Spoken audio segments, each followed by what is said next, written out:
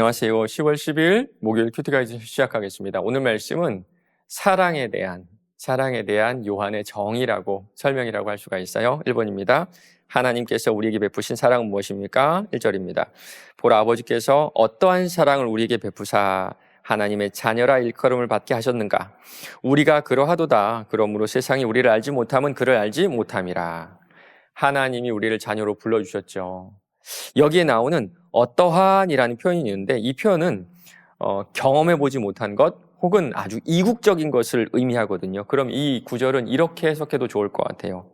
보라, 아버지께서는 이 세상에 없는 사랑을 우리에게 베풀어 주셨다. 한 번도 경험하지 못한 사랑을 우리에게 베풀어 주셨다. 그래서 세상이 우리를 알지 못한다 그런 겁니다. 그 사랑을 주신 하나님을 알지 못하기 때문이에요. 2번입니다. 죄를 짓는 자는 누구에게 속했습니까? 8절입니다. 죄를 짓는 자는 마귀에게 속하나니 마귀는 처음부터 범죄함이라 하나님의 아들이 나타나신 것은 마귀의 일을 멸하려 하심이라.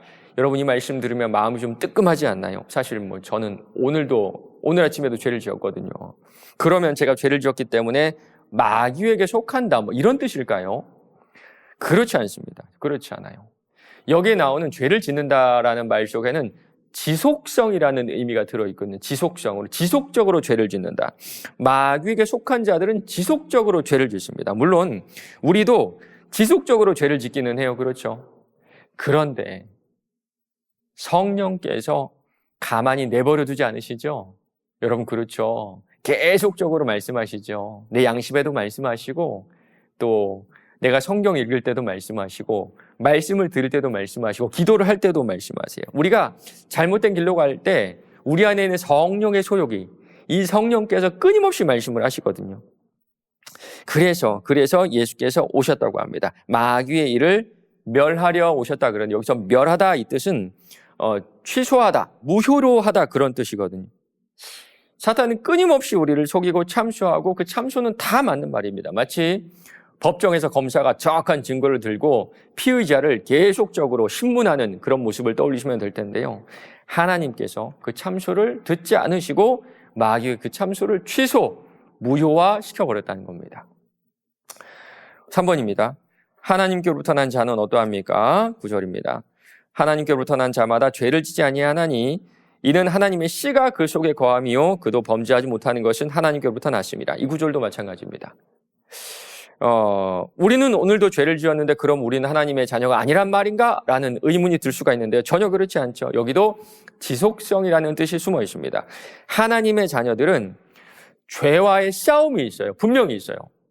크든 작든 분명히 있습니다. 왜냐하면 우리 심령 안에 죄를 짓지 않으려는 열망이 있기 때문이에요. 왜 그럴까요? 성령께서 내 안에 계시기 때문입니다. 가끔씩 우리 성도님들 신방하다 보면 주저주저 하시다가 좀 자신의 실수나 좀 부족한 면을 고백하신 분이 있는데요. 얼마 전에도 저한테 말씀하시더라고요. 목사님, 제가 술을 마셔요.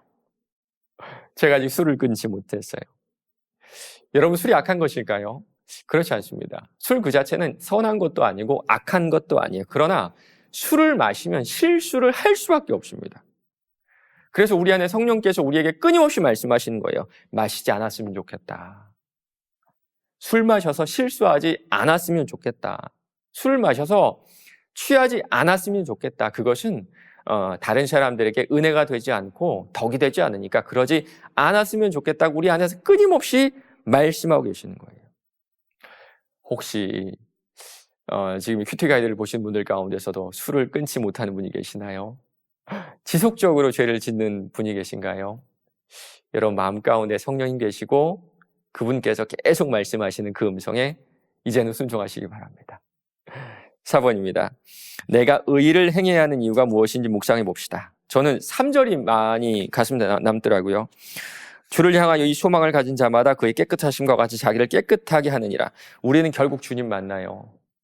2절 보면요. 예수님처럼 된다 그러죠. 우리는 예수님처럼 변화된 모습, 그 모습 그대로 예수님과 얼굴을 맞대며 만나게 될 겁니다. 우리가 정말 이 소망을 가지고 있다면 그날을 기쁜 마음을 가지고 기다리지 않을까요? 우리 중요한 사람 만날 때 여러분 어떻게 하세요? 제가 물어보니까 다 목욕부터 하더라고요. 목욕부터. 그런데 사실 목욕이 큰 의미가 없거든요. 우리가 누군가를 만날 때 다 옷을 입는데 막 우리가 구석구석 씻을 필요가 없잖아요. 근데 그럼에도 불구하고 우리가 정말 중요한 사람 만날 때는 정말 깨끗하게 씻거든요. 그 사람 앞에 더 온전히 서고 싶은 우리의 그 마음의 태도가 그렇게 드러나는 것 같아요. 우리가 의롭게 행해야 되는 이유도 바로 여기 있지 않을까요? 우리가 주님 만날 날이 멀지 않았습니다. 그날을 소망하는 자마다 나의 삶을 정비하고 또 정돈하는 그런 삶을 살아가고 있지 않을까요? 5번입니다. 하나님 아버지께서 내게 베푸신 사랑이 어떠한지 생각해보고 그 사랑에 따라 살기 위해 해야 할 일을 실천해 봅시다. 저는 하나님의 사랑에 대해 이렇게 말하고 싶어요. 알 사람은 알도다. 알 사람은 알도다. 우리 각자가 하나님 만난 장소도 다르고 시기도 다르고 방법도 다르고 정말 그때 그 느낌이라든지 그 모든 것들이 다 다르거든요. 그러나 똑같은 게 하나가 있는데 그게 뭔지 아십니까? 참 하나님 한없이 우리를 사랑하세요. 한없이 우리를 사랑하세요. 정말 알 사람만 알죠. 그렇다면 우리 그 하나님을 좀 닮아보면 어떨까요? 어떤 분에게는 긍휼함으로 찾아가셨고 어떤 분에게는 치료하시는 분으로 찾아가셨고 어떤 분에게는 도와주시는 분으로 우리 하나님께서 찾아가셨어요. 그러면 내가 따라야 되는 삶이 바로 그렇지 않을까요? 나만 알고 있는 나에게 찾아오신 하나님의 그 방식대로 세상을 섬겨나가는 것, 이것이 바로 사랑받은 자의 합당한 삶이 아닌가라는 생각을 합니다. 오늘 하루도 내게 찾아오신 주님을 기억하며 그 모습 그대로 세상을 섬겨나가시는 저와 여러분 되시길 바랍니다.